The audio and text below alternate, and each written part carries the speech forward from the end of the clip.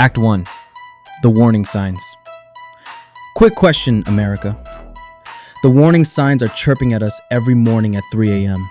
as dementia Donald Trump sends out a crazy, truthless social post threatening the media, universities, law firms, and even mayors and governors of his own country. Meanwhile, mass murderer Benjamin Netanyahu gets hooked up by Trump to spew his lies and bullshit on a right-leaning podcast where he gets asked hard-hitting questions like McDonald's or Burger King.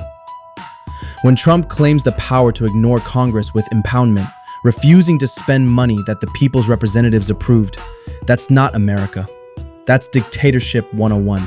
Or for the uneducated 8th grade English class, the one right before lunch.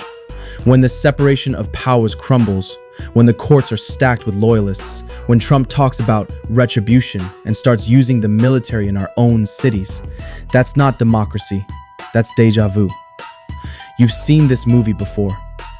Stalin called it protecting the revolution. Hitler called it defending Germany.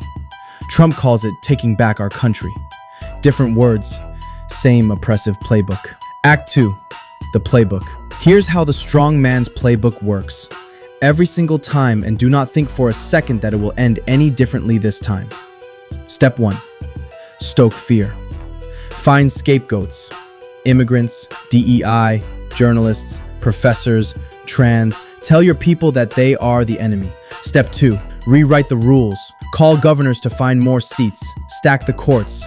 Twist laws into weapons. That's autocratic legalism. And Trump is already testing it, and we are letting him do it. Step 3. Build the cult.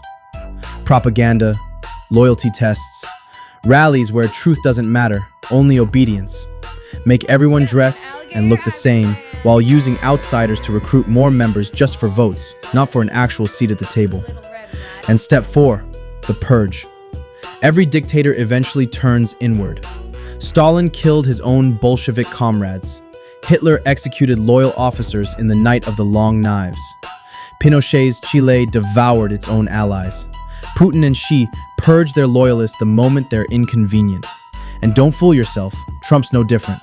Trump says, people say they want a dictator, slow walking his uneducated supporters into thinking giving one person total power will end well.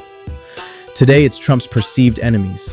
Tomorrow, it's you, his own cosplaying patriot MAGA supporters. Act 3, the endgame. Fast forward to 2075. Here's what America looks like if we don't stop this. The Constitution, shredded. The courts, puppets. Congress, neutered. The military, a tool of the ruler. Citizens marched in lockstep while drones scanned their faces. Dissenters disappeared at dawn. Propaganda screens scream, "Believe me and not your own eyes and ears." And here's the kick in the nuts. Even the MAGA diehards who cheered the dictator at first aren't safe. History proves it. Dictators always turn on their own. The purge comes for everyone. Yesterday's MAGA cultist is tomorrow's Trump enemy. And by then, it's too late to fight back. MAGA, if you do not stand up for anyone but yourself, then when Trump's quick reaction force comes for you, there will be no one left to stand with you. Then you might understand how marginalized Americans feel. Act 4, the call to action. This isn't about left or right, it's about right and wrong. It isn't about Democrats or Republicans. It's about whether America survives as a democracy or rots into dictatorship. Donald Trump and the MAGA movement are the clearest, most dangerous movement we've ever had. The attacks on immigrants, universities, courts, the media, the Justice Department, or anyone who speaks out against the Trump regime. These aren't isolated events, they're steps. Calculated steps toward ultimate authoritarian power, and not just for Donald Trump, but for the billionaires like Peter Thiel, fueling his insanity and desire for federal surveillance on the American people. You do have a choice. You can wake up now, fight for checks and balances, fight for the actual truth, fight for democracy, or sleepwalk straight into a nightmare where freedom is just a memory and you and your family's safety and prosperity is in the hands of a few delusional billionaires who think because they are rich, they know better than everyone else. History is shouting at us. It can and will happen here in America. The only question is, will we stop it, or will your grandkids point at a picture of you and say, "Why didn't Grandpa do anything to stop this?"